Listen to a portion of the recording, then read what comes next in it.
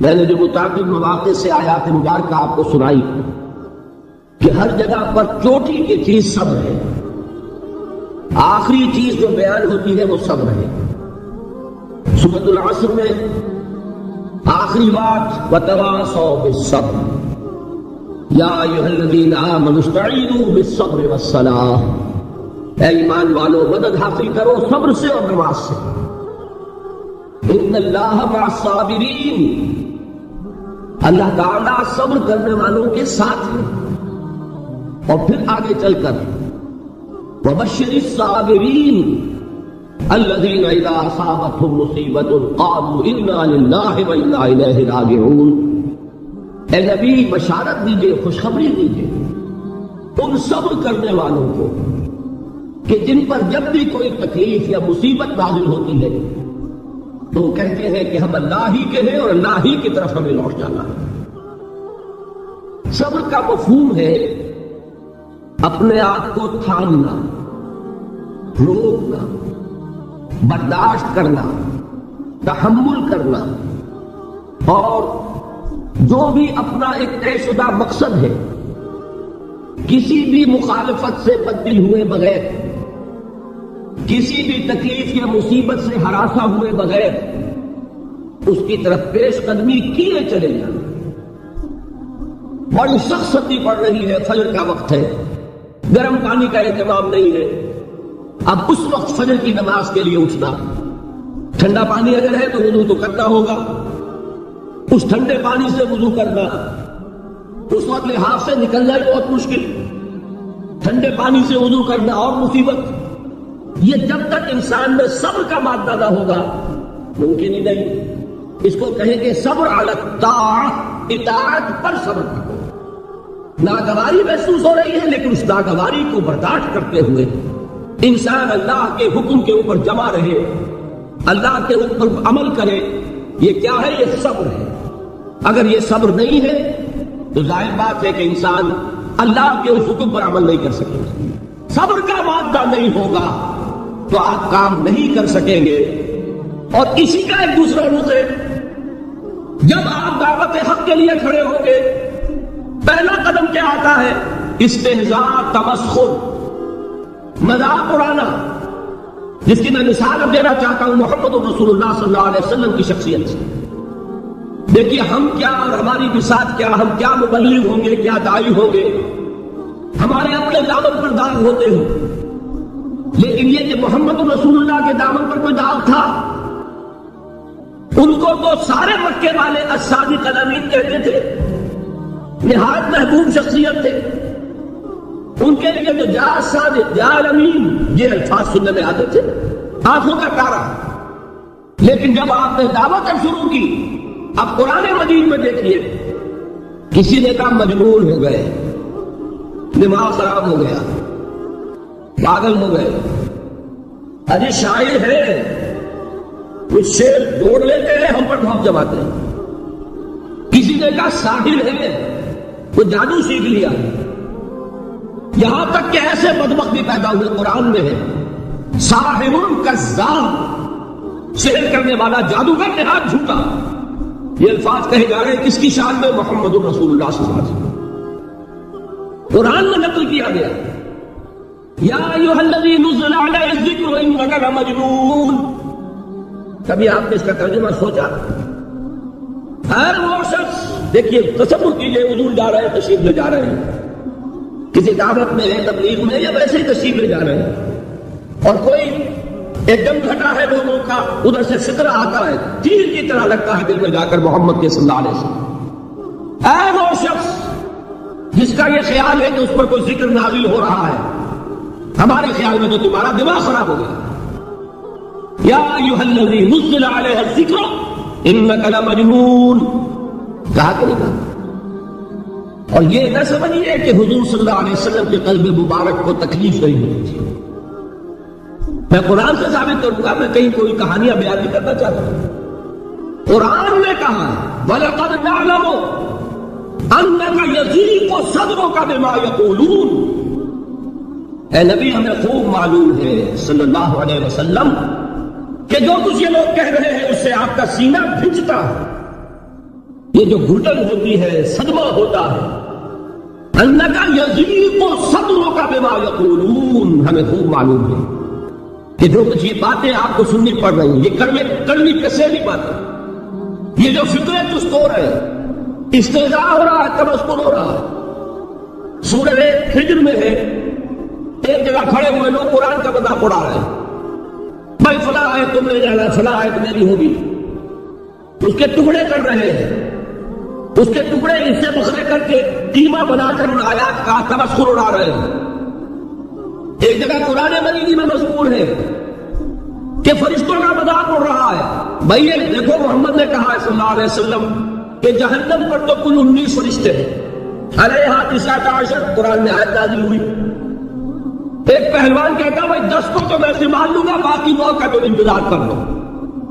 یہ باتیں آ رہی ہیں حضور کے کان میں، کلام الہی کے ساتھ کیا سلوک ہو رہا ہے، مجھ پر کیا فتنے کیے جا رہے ہیں، مجھ پر جس طریقے سے استہزاء اور تمسخر کا رویہ اختیار کیا گیا ہے، دل بھج رہا ہے، دل میں صدمہ ہے۔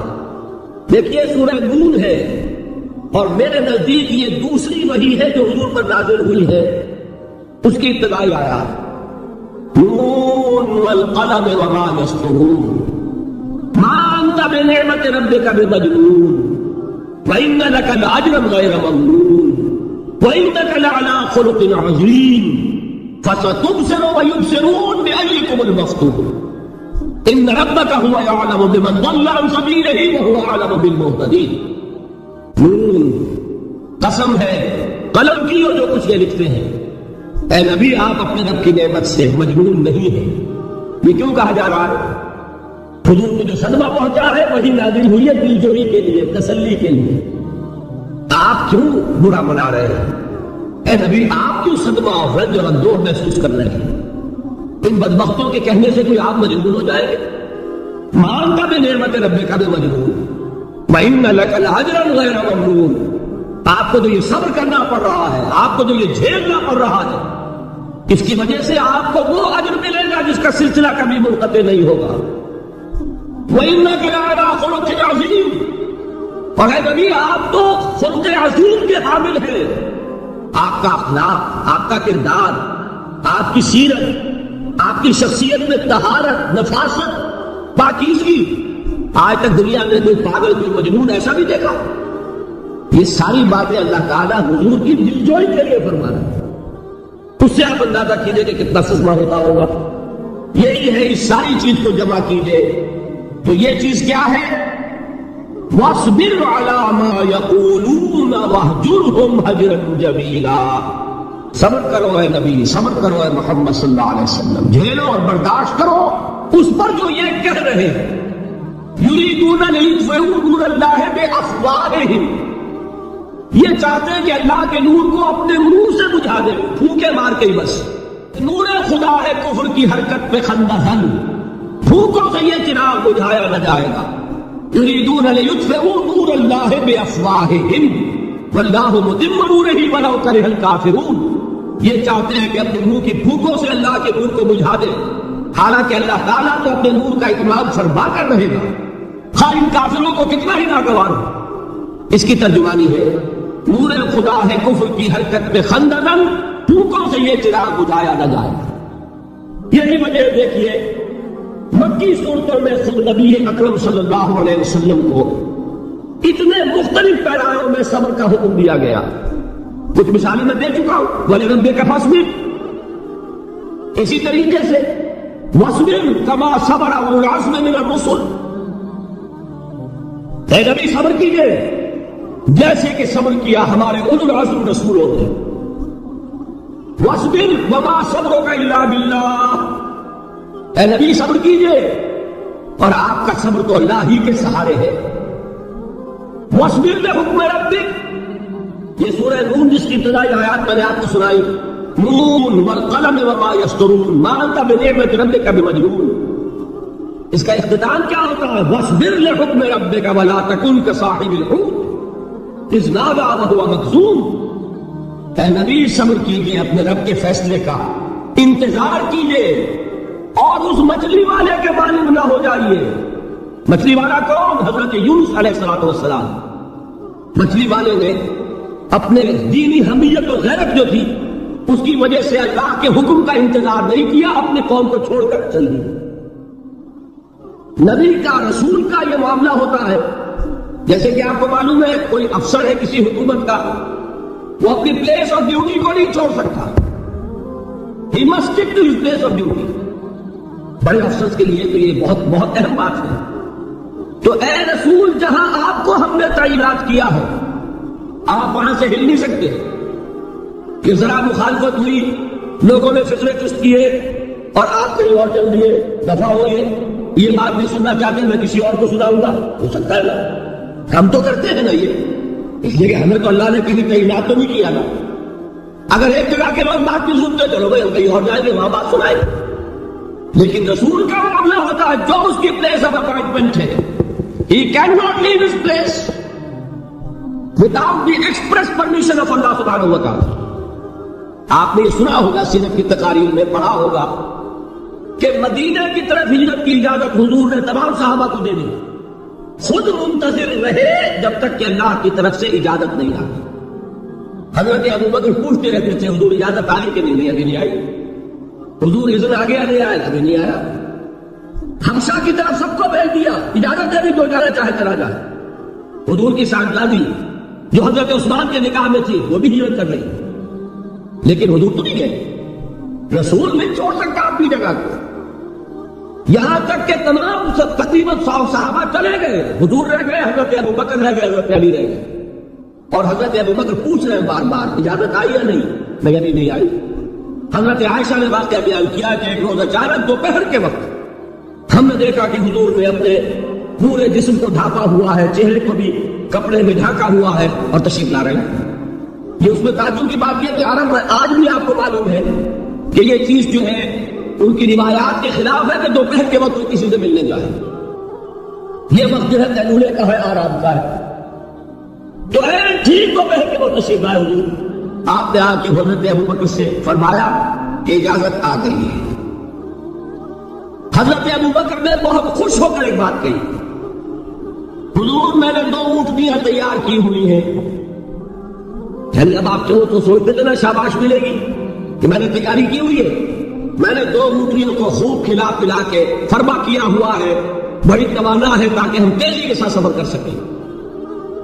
حضور نے توقف کیا، فرمایا ہاں ٹھیک ہے، 1 اونٹنی میں استعمال کروں گا لیکن میں اس کی قیمت ادا کروں گا۔ حضرت ابوبکر کی آنکھوں میں آنسو آ گئے، روتے ہوئے کہا حضور مجھ سے یہ مغایرت، کیا یہ جان اور مال کسی اور کے لیے ہے؟ آپ مجھ سے بھی کہہ رہے ہیں میری اونٹنی جو ہے وہ بھی بلا معاوضہ آپ کو بولنے فرما رہے۔ یہ ہے محمد رسول اللہ کی غیرت اور حمیت کا بات۔ اب دیکھیے ایک بات عجیب ہے، یہ ربط اپنے ذہن میں رکھیے، اللہ تو صبر کی تلقین کر رہا ہے اپنے رسول کو، اور رسول یہی تلقین کر رہے ہیں اپنے صحابہ کو، صبر کرو، جھیلو، برداشت کرو، ہاتھ مت اٹھانا، کوئی جوابی کارروائی نہیں ہوگی، بلکہ اپنے اوپر جھیلو جو کچھ جھیلنا ہے، ڈٹے رہو، پیچھے مت ہٹنا، یہ صبر ہے، لیکن ہاتھ اٹھانے کی اجازت نہیں۔ چنانچہ اب ذرا چشمے تصور سے دیکھیے، ابو جہل اس نے جو بدترین روش اختیار کی، وہ ایک خاندان تھا حضرت یاسر، ان کی اہلیہ حضرت سمیہ اور ان کے فرزند حضرت عمار رضی اللہ تعالی عنہم۔ یہ غلام نہیں تھے، حضرت سمیہ تو کنیز تھی لیکن یاسر غلام نہیں تھے۔ ان کی کہانی یہ ہے، واقعہ یہ ہے کہ یہ بہت نیک آدمی تھے یاسر، یمن کے باشندے۔ انہیں کو خواب میں بشارت ہوئی کہ نبی کا ظہور ہونے والا ہے مکے میں، جاؤ شاید ان کے قدموں تک پہنچ جاؤ۔ یہ یمن سے ترک وطن کر کے مکے آ گئے۔ ابو جہل کا ایک چچا تھا، بہت شریف النفس انسان، اس کے ساتھ معاہدہ کیا حلیف بن کر، اور وہ مکے میں رہنے لگے۔ اس لیے کہ نوٹ کر لیجئے، مکہ اس وقت ایک قبیلے کا شہر تھا، صرف قریش۔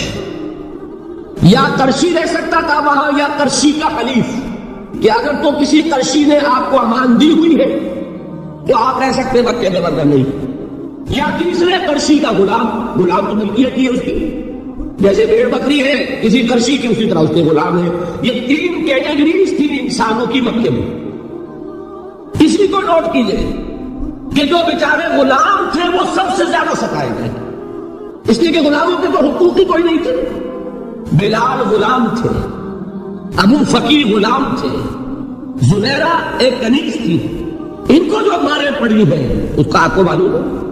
حضرت بلال کے ساتھ جو کچھ سمیہ ابن خلف نے کیا کہ جس طریقے سے کہ حیوانوں کی لاشیں جو ہے کھینچ کر گھسیٹ کر لے جائی جاتی ہیں، ان کی گردن میں رسی ڈال کر گھسیٹ دے، اسی طریقے سے حضرت بلال کے گردن میں رسی ڈال کر پھر دوپہر کے وقت مکے کی سنگلاخ گلیوں کے اندر گھسیٹا جاتا تھا. نیچے زمین جل رہی ہے توے کی طرح، اور ویسا بھی ہوتا تھا کہ ٹک لٹا دیا اوپر سے وہ آگ مکے کا کہ سورج جو ہے ذرا نوٹ کیجیے آگ برسا رہا، نیچے زمین توے کی طرح جل رہی اور ایک بھاری سلڈی لا کر جو ہے سر پر رکھ دی، چھاتی پر رکھ دی گئی ہے کہ آواز نہیں نکل رہی، جھاگ نکل رہے منہ سے. لیکن اس حال میں بھی احد احد احد ایک اللہ، قل هو اللہ احد الفاظ نکل رہے. یہ ہے وہ صبر علی الابتلاء، صبر علی الایذاء. یہ ابتلاء اور ایذاء پر صبر ہے. یہ لو برداشت کرو، اس توحید پر قائم رہو، محمد کی رسالت کے اقرار کرتے رہو صلی اللہ علیہ وسلم، لیکن ہاتھ نہیں اٹھانا. اب میں آپ کو بتا رہا تھا یہ تو غلام تھے، یہ جو تھے یاسر یہ حنیف تھے، غلام تو نہیں تھے نا. البتہ وہ ابو جہل کے چچا کی کنیز تھی یہ سمیہ، انہوں نے اجازت لے کر ان سے نکاح کر لیا. یہ تو کنیز رہے گی. بیٹا جو ہوا وہ بھی ایک طرح سے جب کنیز زیادہ ہے تو غلام ہو گیا عمار بن یاسر. وہ جو شخص تھا بہت شریف النفس ابو جہل کا چچا وہ مر گیا. اب ابو جہل جو ہے اس خاندان کا سربراہ ہے، لہذا یہ تینوں جو افراد ہیں وہ اس کے رحم و کرم پر ہیں. یاسر کو بھی پروٹیکشن اگر ہے تو ابو جہل جو چاہے کرے، اور سمیہ جو کنیز ہے اس کا تو کوئی حق ہے نہیں، جو چاہے کرے. اور عمار ان دونوں کا بیٹا ہے، لہذا بدترین معاملہ کیا ابو جہل نے ان 3 افراد کے ساتھ. حضرت سمیہ کے ساتھ جو کچھ کیا گیا ہے آپ اس کا تصور نہیں کر سکتے. بالآخر جو شہید کیا حضرت سمیہ کو ایذائیں دے دے کے، سسکا کے، ان کے جسم کے نازک حصوں کو جلا کے، داغ دے کر. کہتا کیا تھا؟ ایک دفعہ کہہ دو کہ میرا بھی یہ بت ہے، یہ بھی الہ ہے، مان لو میں چھوڑ دوں گا. تنگ آ گیا کسی طریقے سے، ایک دفعہ کہہ دو میں چھوڑ دوں گا. لیکن یہ میاں بیوی حضرت یاسر اور حضرت سمیہ رضی اللہ تعالیٰ عنہما، یہ ہے ثبات، یہ ہے صبر، یہ ہے استقلال. ایک مرتبہ بھی کہنے کے لیے تیار نہیں، جو چاہو کر لو، اب ہم تو اس سے پیچھے نہیں ہٹیں. تنگ آ کر اس نے حضرت سمیہ کی تو شرمگاہ میں برچھا بنایا اور شہید کیا. حضرت یاسر کے بارے میں روایت یہ ہے، ستا کے، تنگ کر کے آخر کار جو ختم کیا انہیں شہید کیا کس طرح؟ 4 سانڈ اونٹ جوان، ان سے رسے باندھے، ایک رسے سے ایک بازو باندھا، دوسرے سے دوسرا بازو باندھا، تیسرے سے ایک ٹانگ باندھی، چوتھے سے دوسری ٹانگ باندھی، اور چاروں کو دوڑایا ہے کہ جسم کے پرچے ہو گئے. اس وقت سامنے سے حضور گزرتے تھے جبکہ آل یاسر کے ساتھ یہ معاملہ ہو رہا ہے. کیا فرماتے تھے؟ اسبروا یا آل یاسر فإن موعدکم الجنہ. اے یاسر کے گھر والوں صبر کرو، جھیلو، اس لیے کہ تمہارے وعدے کی جگہ جنت ہے. اللہ تعالیٰ اجراءات بند ہوگی ادھر جنت میں تمہارا داخلہ ہو جائے گا. یہ ہے تواصوا بالصبر والعصر ان الانسان لفی خسر. یہ تواصوا بالصبر پر کون عمل کر رہا ہے؟ محمد رسول اللہ صلی اللہ علیہ وسلم. دے دوں گی محمد کی صداقت کی گواہی. یہ صداقت کی گواہی دیتے ہوئے انہوں نے اپنی جانب دے دی.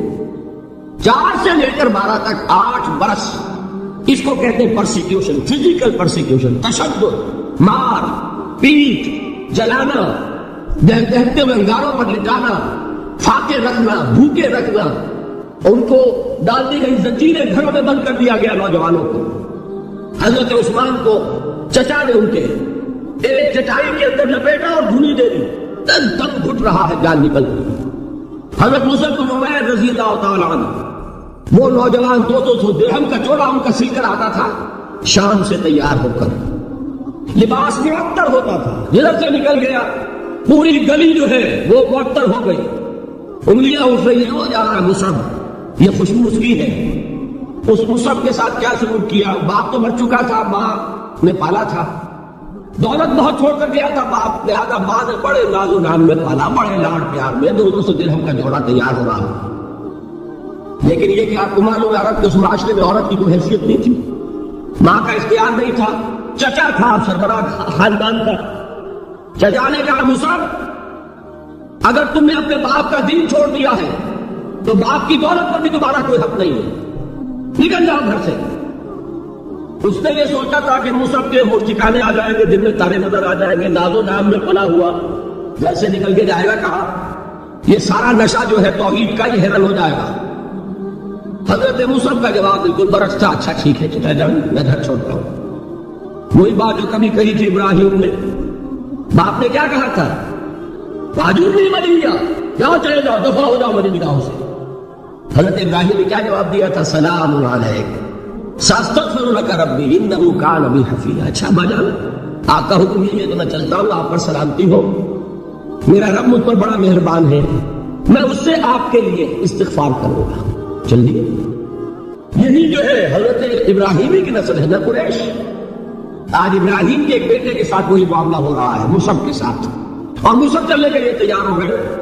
چچا نے سوچا، میں سمجھتا تھا کہ ہوش ٹھکانے آ جائیں گے، یہ تو تیار ہو گیا نکلنے کے لیے، غصے میں آ کے اگلی بات کہی، یہ کپڑے جو پہنے ہوئے تم نے یہ بھی اسی مشرک باپ کی کمائی کے ہیں، اتارو ان کو۔ وہی کپڑے اتارے، مادرزاد برہنہ گھر سے نکالے گئے۔ ماں کے پاس پہنچے، ماں نے آنکھوں پر ہاتھ رکھے، وہ سب کیا ہوا؟ ماں سے کہتے ہیں کہ ماں میں موحد ہو گیا، اور وہاں سے گئے پھر حضور کی خدمت میں کپڑے کہیں سے مانگے ہوں گے۔ یہ مصعب ہے 200 درہم کا جوڑا پہننے والے۔ جب حضور پر مدینے کے 12 افراد ایمان لائے تھے، بیعت عقبہ اولیٰ ہوئی، انہوں نے کہا کہ حضور ہمیں کوئی شخص اپنا ایسا شاگرد دیجیے جو ہمیں قرآن پڑھا سکے۔ حضور نے حکم دیا مصعب جاؤ مدینے جاؤ، یثرب جاؤ، یثرب والوں کو قرآن پڑھا، انہیں تبلیغ کرو۔ مصعب گئے ہیں وہاں، 1 سال کی کمائی 75 افراد لا کر حضور کی جھولی میں اگلے سال ڈال دیے کہ حضور یہ میری 1 سال کی کمائی ہے۔ 72 مرد 3 عورتیں۔ بہرحال وہ مصعب بن عمیر ہیں جو غزوہ احد میں شہید ہوئے، اور جب شہید ہوئے تو ان کے جسم پر صرف ایک چادر تھی۔ یہی چیزیں ہیں اصل میں کہ جو ہمارے دلوں کو منور کرنے والی ہے برے ایمان سے۔ وہ علم بردار تھے غزوہ احد میں، جھنڈا مسلمانوں کا ان کے پاس تھا۔ ایک ہاتھ پر ایک شان پروار پڑا، ہاتھ کٹ گیا، دوسرے سے تھاما، دوسرے پہ کٹ گیا، اب دونوں حصوں کے بچے ہوئے ٹکڑوں سے جھنڈے کو تھاما، گرنے نہیں دیا، یہاں تک کہ شہید ہو گئے۔ گرے ہیں تو جھنڈا گرا ہے۔ شکل میں حضور سے بہت مشابہ تھے، خبر اڑ گئی کہ محمد شہید ہو گئے صلی اللہ علیہ وسلم۔ یہ مصعب بن عمیر کا واقعہ ہے۔ جب ان کو دفن کرنے کا وقت آیا، اور شہید کے لیے کفن جو ہے اس کا وہی لباس ہوتا ہے جو شہادت کے وقت ہے، حضور کے سامنے پرابلم پیش کیا گیا۔ حضور مصعب کے جسم پر تو ایک چادر تھی، اور وہ چادر بھی اتنی چھوٹی ہے، یعنی 2 گز کی چادر بھی نہیں ہے، اس سے اگر سر ڈھانپتے ہیں مصعب کا تو پیر کھل جاتے ہیں، پیر ڈھانپتے ہیں تو سر کھلتا ہے، کیا کریں؟ حضور نے فرمایا سر ڈھانپ دو چادر سے اور پیروں پر گھاس ڈال دو، یہ آخری لباس ہے جو محمد کے اس دیوانے کو اس دنیا سے رخصت ہوتے ہوئے ملا ہے، جس کا 200 درہم کا جوڑا چلتا تھا۔ یہ ہے صبر، برداشت کیا کہ نہیں کیا؟ یہ خباب بن الارت پیشے کے لحاظ سے لوہار تھے۔ سوچئے ایک زندہ انسان کو دہتے ہوئے انگاروں پر لٹایا جا رہا ہے، ان انگاروں سے کھال جلی، کمر کی چربی پگھلی، اس پگھلی سے، اس پگھلنے والی چربی سے وہ انگارے ٹھنڈے پڑے۔ یہ سب کچھ جھیل رہا ایک شخص۔ سوچنے والوں نے سوچا نہیں ہوگا کیا جرم تھا ان کا، تو بڑا شریف آدمی ہے، بہت اچھا کاریگر ہے، وقت پر کام دیتا ہے، مناسب اجرت لینا ہے. یہ کیا ہوا؟ کہ کوئی جرم نہیں، جرم صرف ایک ہے، ایک اللہ کو مانتا ہے اور محمد کے دامن سے وابستہ ہے. سننا فاستعینوا بالصبر والصلاۃ، مدد حاصل کرو کس سے؟ صبر سے اور نماز. ان اللہ مع الصابرین، جان لو کہ اللہ تعالیٰ صبر کرنے والوں کے ساتھ. ولا تقولوا لمن يقتل في سبيل الله اموات، اور ہرگز نہ کہو اسے جو اللہ کی راہ میں قتل ہو جائے کہ وہ مردہ ہے. بل احیاء ولکن لا تشعرون، نہیں، وہ زندہ ہے لیکن تمہیں ان کا شعور نہیں ہے. اور سنیے اب یہ آیت اہم ترین ہے صبر کے موضوع پر. وَلَنَبْلُوَنَّكُمْ بِشَيْءٍ مِّنَ الْخَوْفِ وَالْجُوعِ وَنَقْصٍ مِّنَ الْأَمْوَالِ وَالْأَنفُسِ وَالثَّمَرَاتِ وَبَشِّرِ الصَّابِرِينَ. اور دیکھو ہم تمہیں آزمائیں گے. وَلَنَبْلُوَنَّكُمْ، ہم لازماً آزمائیں گے تمہیں.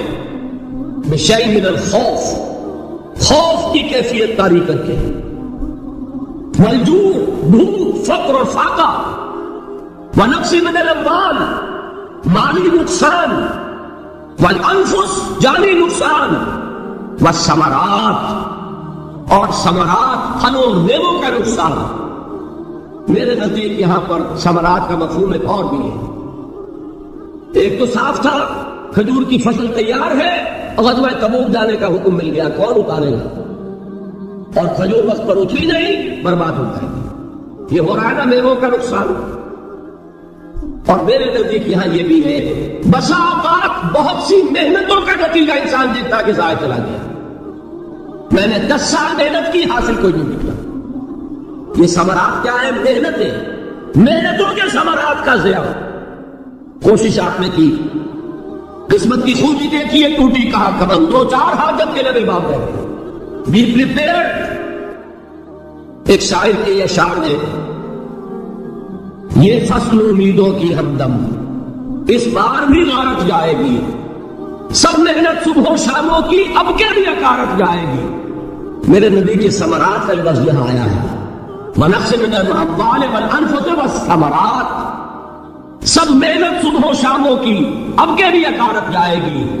دھرتی کے کونوں خطروں میں پھر اپنے لہو کی کھاد بھرو، پھر مٹی سینچو اشکوں سے، پھر اگلی رت کی فکر کرو، پھر اگلی رت کی فکر کرو. جب پھر ایک بار اجڑنا ہے، ایک فصل پکی تو بھر پایا، تب تک تو یہی کچھ کرنا ہے. ایک مقصد ہے صاحب، انقلاب برپا کرنا ہے. ایک کوشش ناکام ہو جائے کوئی پرواہ نہیں، نیکسٹ پھر تیار رہو ناکامی کے لیے. ایسا نہ ہو جو انگریزی میں کہتے ہیں hope for the best but be prepared for the worst. ایسا نہ ہو کہ دوسری مرتبہ ناکام ہو کے بددل ہو جاؤ، تمہاری ہمت میں جواب دے جائے. نہیں، پہلے سے تیار رہو کہ دوسری مرتبہ بھی ناکامی آئے تو آئے، لیکن جب تک کہ کامیابی حاصل نہیں ہوتی ہمیں یہ کام کیے تھے. دیکھیے سیرت میں آیا کہ نہیں یہ واقعہ. بدر میں مسلمانوں کو فتح ہوئی تو احد میں زخم پہنچی کہ نہیں؟ 70 صحابہ شہید ہوئے کہ نہیں؟ اگر ان کی ہمتیں جواب دے جاتی تو گاڑی کیسے چلتی آگے؟ تو فرمایا وَلَنَبْلُوَنَّكُمْ بِشَيْءٍ مِّنَ الْخَوْفِ وَالْجُوعِ وَنَقْصٍ مِّنَ الْأَمْوَالِ وَالْأَنفُسِ وَالثَّمَرَاتِ. ہم تمہیں لازماً آزمائیں گے خوف کی کیفیت سے، فقر و فاقے کی کیفیت سے، بھوک سے، جان کے نقصان سے، مال کے نقصان سے، محنتوں کے حاصل کے ضائع ہو جانے سے. وَبَشِّرِ الصَّابِرِينَ، اور اے نبی بشارت دیجئے صبر کرنے والوں کو. الَّذِينَ إِذَا أَصَابَتْهُمْ مُصِيبَةٌ، وہ کہ جب ان پر کوئی تکلیف آئے، کوئی مصیبت آئے، کوئی آزمائش آئے، قَالُوا إِنَّا لِلَّهِ وَإِنَّا إِلَيْهِ رَاجِعُونَ، وہ یہ کہیں کہ ہم اللہ ہی کے ہیں، اللہ ہی کی طرف لوٹ جانا ہے. یہ وہی انداز ہے جو میں نے فارسی کا شعر سنایا تھا آپ کو کہ سر تسلیم خم ہے جو مزاج یار میں آئے. وہ ہمارا مولا ہے، ہمارا آقا ہے. اگر اسے یہی منظور ہے تو ہمیں بھی یہی منظور ہے. میں نے تسلیم و رضا کی بات کی تھی نا، آپ کو کچھ شعر سنائے تھے. ایک شعر اور سنیے، اور یہ کس کا ہے؟ محمد علی چوہر کا. ایک مرتبہ جیل گئے، ان کی ایک بیٹی جوان بیمار ہوئی، فوت ہو گئی. باہر چھوڑا انگریز نے، جاؤ بھائی دفن کر دو بیٹی کو. دوسری مرتبہ جیل گئے، دوسری جوان بیٹی اسی مرض میں مبتلا ہو. اب یہ جیل میں ہے، خبر پہنچی کہ دوسری بیٹی کے اوپر بھی اسی مرض کا حملہ ہوا ہے. ایک نظم لکھی ہے جس کا آخری شعر یہ ہے: تیری صحت ہمیں منظور ہے لیکن اس کو نہیں منظور تو پھر ہم کو بھی منظور نہیں. یہ ہے، جب تک یہ کیفیت نہ ہو اس میدان میں آدمی ثابت قدم نہیں رہ سکتا کہ میرے رب کو اگر یہ منظور ہے تو یہی مجھے منظور ہے. اور تیری صحت ہمیں چاہیے تو ضرور، لیکن ہمارے رب کو منظور نہیں تو ہمیں بھی منظور. راضی برضائے رب. فبشر الصابرین الذین اذا اصابتهم مصیبۃ قالوا انا للہ وانا الیہ راجعون. نہ شبد نصیب دشمن کے شبد ہلاک تیغت، سر دوست سلامت کے تو خنجر آزمائے. اولئک علیہم صلوات من ربہم ورحمہ. یہی ہے وہ لوگ جن پر ان کے رب کی طرف سے عنایتیں ہیں اور رحمتیں ہیں. وَأُولَٰئِكَ هُمُ الْمُهْتَدُونَ. اور یہی ہے وہ لوگ جو کامیاب ہونے والے ہیں، ہدایت پانے والے، ہدایت یافتہ. وَالصَّابِرِينَ فِي الْبَأْسَاءِ وَالضَّرَّاءِ وَحِينَ الْبَأْسِ. اور صبر کرنے والے، اصل نیکی ان کی ہے جسمانی تکلیفوں میں صبر کرنے والے، فقر اور فاقے میں صبر کرنے والے، اور جنگ کے وقت صبر کرنے والے. اولئک الذین صدقوا واولئک هم المتقون. یہ ہے وہ لوگ جو صبر کرنے والے ہیں، یہ ہے جو سچے ہیں، جو اپنے دعوے میں نیکی کے اور ایمان کے ثابت ہیں، اور یہی وہ لوگ ہیں جو متقی. اللہ تعالیٰ نے کیسے کیسے مسلمانوں سے کہا، مسلمانوں تمہیں سچ پہنچی ہے تو انہیں بھی تو پہنچی تھی.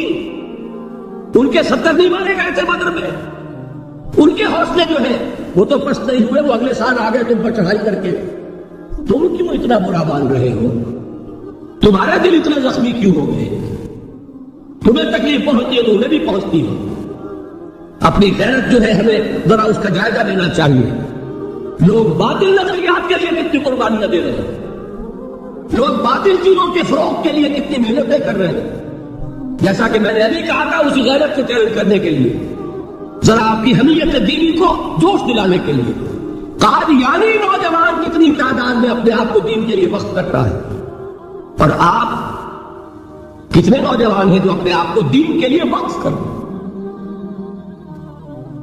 اور وہ کھاتے پیتے گھرانوں کے لوگ. یہ نہیں ہے کہ اگر کوئی اور کام نہیں کر سکتا تو پھر یہ ہے کہ وہ دین کے کام میں لگ جائے.